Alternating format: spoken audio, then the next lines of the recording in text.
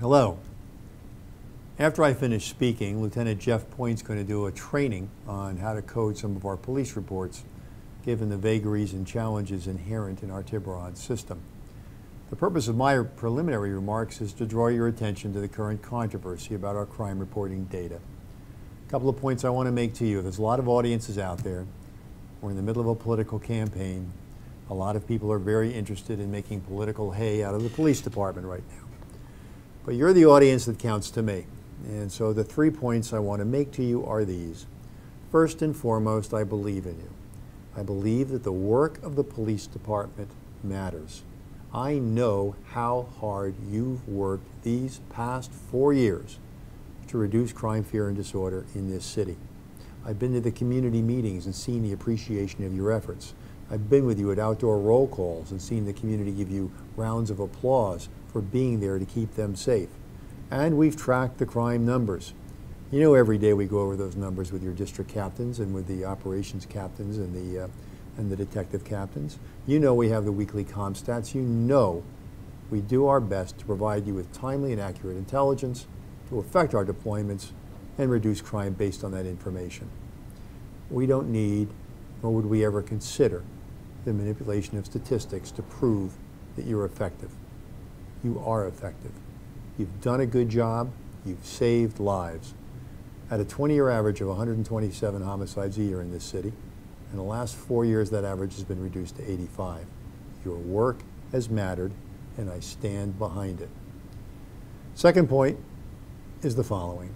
There was a rather sensationalistic article in our local newspaper that wanted to imply somehow that the miscoding of reports has an impact on prosecutions and investigations.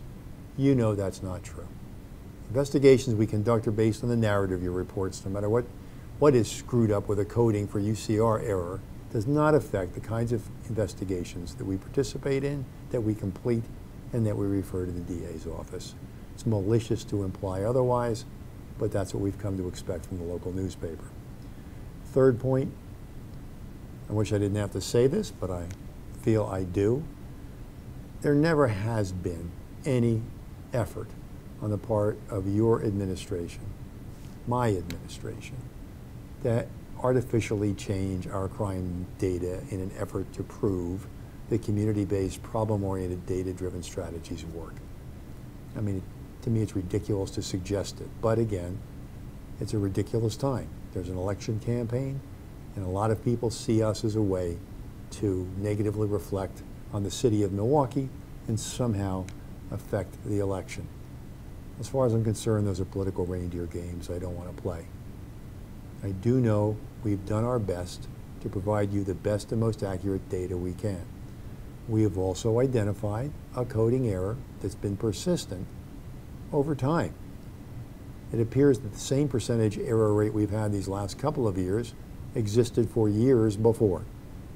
Ironically, if you control for that error rate, it's still going to show a reduction in crime.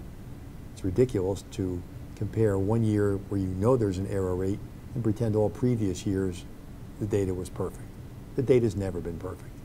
UCR has been around since 1930. Depends on human judgment, depends on intelligent use of discretion, understanding crime dynamics. Be that as it may, without drilling down too far into the weeds, I don't feel defensive about the work of this police department. I don't feel defensive about how I've attempted to move this organization in the direction of data-driven policing strategies that focus on the 10% of those people that cause the most troubles in the neighborhood. And I'm content that your work has affected those neighborhoods, made them safer, materially affected the lives of many, many people, and saved the lives of many, many people. So congratulations for your good work. We're going to continue to try to improve how we do our reporting. We're going to continue to try to give you the tools you need to be effective. And Lieutenant Point is going to try to help you be guided through the system so that our reports are as accurate as we've always hoped they would be. Thanks for your attention, and keep up the good work. I'm Lieutenant Jeff Point. I'm currently assigned to District 1 on the day shift. The reason I'm here today is to talk to all of you about the coding issue that has become very prominent in the media in the last couple of days concerning our RMS reports. There is an issue that's been identified, a mistake that's being made on the reports that's causing reporting issues with our aggravated assault reports. I want to be very clear about one thing at the beginning. This mistake is not your fault. The officers, detectives, and supervisors that are filing and approving reports are not responsible for the errors. Every one of you is filing reports the way that you were trained to file these reports. I know that because in 2005 I was one of the instructors who conducted the transition training for the entire department. Many of you were probably in one of my classes back in 2005. So I know what you were trained to do, and I know that you're doing what you were trained to do. This mistake is not your fault. This is a system error with the Tiburon system that's happening downstream. The purpose of this video today is twofold. For one, I just want to explain a little bit of background about UCR and kind of explain to you how this error is occurring. And then I'm actually going to take you through step by step on an actual fictitious incident report of a very common assignment that officers respond to every day to show you how these errors are occurring. Just by way of background, what the UCR system is, when we talk about ag assaults and coding and all that, we're talking about UCR. What UCR, Uniform Crime Reporting, everything that's in this brown book, this is the way the FBI wants crime statistics reported to the federal government. There are 50 states in the union. Each of the 50 states has state statutes. Not all 50 states have statutes that all line up, but they all have to be, every state has to report their crime numbers in a uniform way to the federal government. So essentially what UCR does is translate this, which you're all familiar with in a language you all speak, into this, which is a language that none of you speak. And this is all done by means of code tables and things that occur in the reports behind the scenes that you don't ever see. The issue at hand here is with aggravated assault reports. Now, aggravated assault is a UCR term. It has nothing to do with aggravated battery as we think of it in Wisconsin state statutes. There are two types of assault offenses for UCR purposes. And again, this doesn't necessarily exactly line up with state statutes that we're all familiar with. However, this is an attempt to translate state law into the FBI guidelines.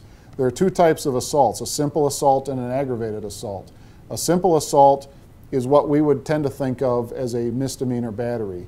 It's an unlawful attack on a person that does not involve a weapon or serious injury.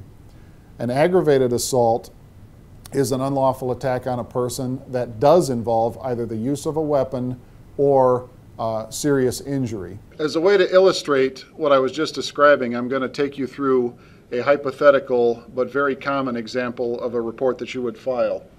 In this case, we're going to set up a scenario that you were sent to a battery domestic violence assignment, and through your investigation you learned that the victim was battered by her live-in boyfriend, and that during the battery, oh by the way, he had a handgun tucked into his waistband.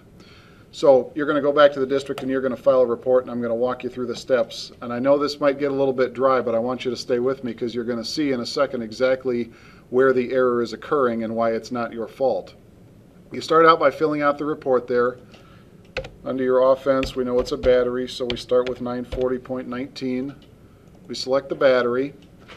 We know that it was a dispatched assignment. The NIVERS code 13B right here comes up automatically, and that's important because that's the default code for that. 13B is a simple battery, and everybody was trained in Tiburon training that whatever code comes up in that box, you shouldn't change it, you should just accept it and move on. So we'll move through the rest of the required fields here. Attempt completed, we know it's completed. We'll say he used alcohol. The bias code will be 88, no bias. The location, well, we'll say it happened out in the street. The act will be an unknown, and the weapon force. Since he was armed with a handgun, even though it wasn't used in the offense, he had a handgun in his waistband, we'll select handgun. We'll add the modifiers here for domestic violence, and we'll add the modifier for while armed.